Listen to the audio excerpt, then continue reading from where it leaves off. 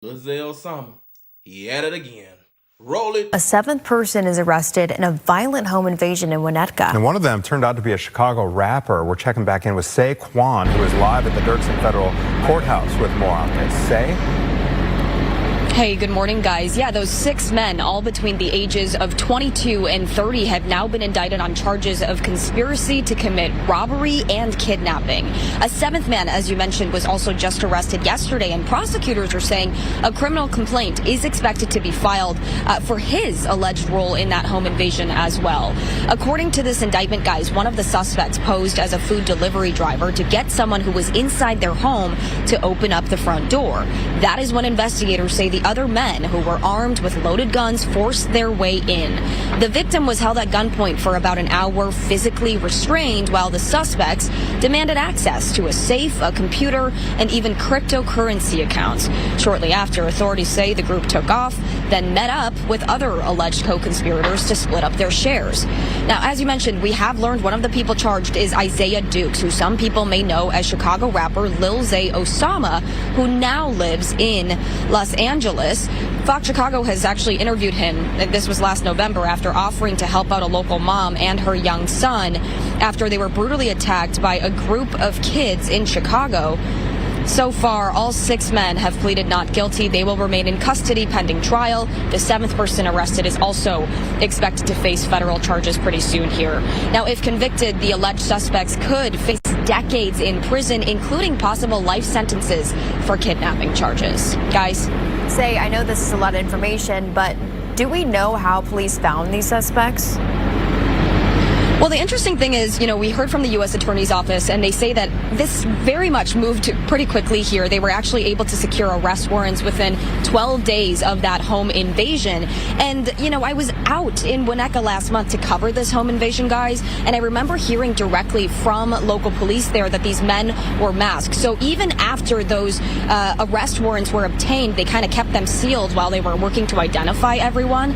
We do know this was definitely not like a one-man job, right? We know multiple agencies were a part of tracking down this group, like the ATF, the FBI, but also, of course, several police departments in the area, including Winnetka, Chicago, Glencoe, Northbrook, and Orland Park. Guys, I'll toss things back to you. What down, family? It's your boy SNTV, man. Back at y'all with another news update. Make sure that you hit that like button, share this, and subscribe to the channel, man. Getting right into it. Cops have picked Lil Zay Osama up, man. Mind you, this is a man that once had juvenile life. He was involved in a situation that got a man killed with Ray Money Visions. He got Ray Money Visions basically shot and another man killed. He got caught with a gun, leaving a gun in an Uber in New York. Mind you, that's fed off the top right there. What else? A jewelry store robbery. God damn it. You know what I'm saying? Lil Zay Osama has been involved in shit ever since I've ever known about him. But one thing about him, he always evades major prison time. So I'm really curious to see what they're going to do this time. How are you always on the scene of some bullshit? And you the rapper? Zay Osama's name stays in some shit. So I had to ask myself, what is going on with Zay? Dirk got locked up and everybody just completely fell off. Y'all weren't doing shit like this when Dirk was out.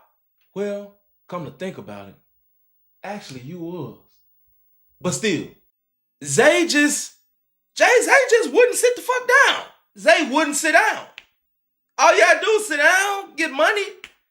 You home invasions, gang. You can't get away with that shit in 2026. It's too many cameras. They got body detection now. They scanning motherfuckers now. Like, they can determine who you is through. Like, if these people really want to solve crimes, they can solve all of this shit for real, for real. Let's not get it mistaken. The ones they really want to solve, they solve them, don't they? This is not like back in the day where y'all can pull stunts like this. This was, to me, crazy. This was crazy, man. Y'all demanded cryptocurrency accounts? Like, that's a paper trail. Real talk. I don't know how y'all thought y'all was gonna get away with this, man. Like I said, every day is just crashing out. Now they did this allegedly on the 22nd of March. So I'm gonna definitely keep y'all updated on that situation, man. And I would say free Zay, but fuck it, keep his dumb ass. He don't like being free. Real talk. In other news, everybody was wondering how Alphonso Talley got that gun. Now, it was reported that he went through like 5 or 6 different searches. Tonight, NBC5 investigates a question that is still perplexing many of us and may haunt police families for a long time. How did a violent career criminal smuggle a gun into a Chicago hospital while he was in CPD custody? Investigative reporter Chuck Gowdy is here and has been looking for some answers tonight. Chuck? Stefan, when Alphonso Talley was taken into custody and put in a CPD transport wagon, the police policy called for him to be handcuffed and searched head to toe. It's a procedure repeated thousands of times a year in Chicago and on hundreds of occasions for every patrol officer.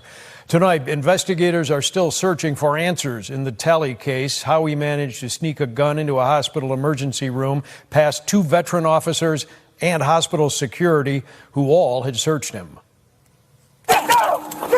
The moment of truth for many Chicago police officers, an arrest and search for dangerous weapons. This 26-year-old career criminal, Alphonso Talley, whom prosecutors say appears in a lengthy rap sheet of gun crimes and shouldn't have been on the streets, last Saturday managed to smuggle a Glock 10mm pistol like this, branded as a subcompact and easily concealed. Now, law enforcement sources tell the NBC Chicago investigative team that Talley hid his illegally obtained weapon in the folds of fatty skin, his weight recently down from 320 pounds to 280. Despite Talley being unclothed for a medical check and covered with only a hospital blanket, the gun went undetected during several searches. Prosecutors say the chronic felon pulled the gun from beneath the blanket and began firing at both wagon officers. Remember, professional criminals, people that are carrying guns, are professionals at what they do.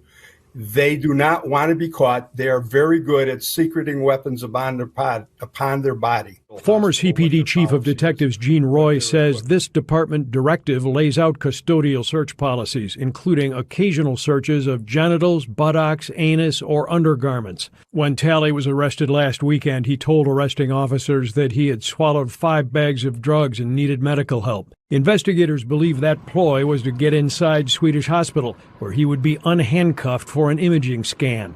That's when he retrieved the gun hidden in rolls of skin, according to law enforcement sources. How did Talley know about the possible escape point?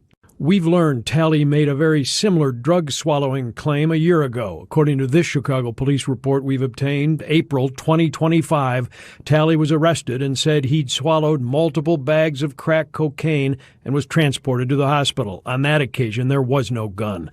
But during arrests, officers aren't likely to know such history, according to Roy. In 90% of those cases, you are not going to know who that individual is, what their criminal history is, and what sort of background they may have had. Are they a violent offender or a nonviolent offender? You would be shocked at how resourceful criminals are to avoid getting caught with a weapon or to try and bring a weapon into a facility where one is not allowed. Detective Roy tonight says in his decades at CPD, he never saw a suspect conceal a gun in the way this was apparently done.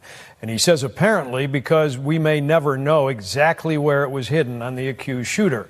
Federal prosecutors tonight say they know where the pistol came from. Talley's girlfriend, now charged with buying it illegally at an Indiana gun store. She's charged with lying to the gun store owner about why she wanted the gun. If you was seeing somebody, man, that was big before and then lost a lot of weight, but they hadn't like been working out, or they didn't lose it slow, they did gastric bypass or something, along the lines of that, or took that Big Tarvy or whatever that stuff is to make them lose weight, Ozempic. But when you see all that skin, like those people you could hide shit up under there. First they were saying he had to have it in his backside, but I guess that wasn't plausible. That didn't make enough sense.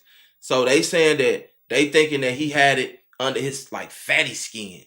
Coming out with the pistol from under your soft black underbelly is crazy. Real talk, man. Hey, man, y'all be careful out there, man. People doing anything nowadays, man. 2026, Came in like a hell of gunfire. Straight up. Y'all know what I like to say. Never put too much trust in friends and learn how to use enemies. It's your boy SNTV. I'm out.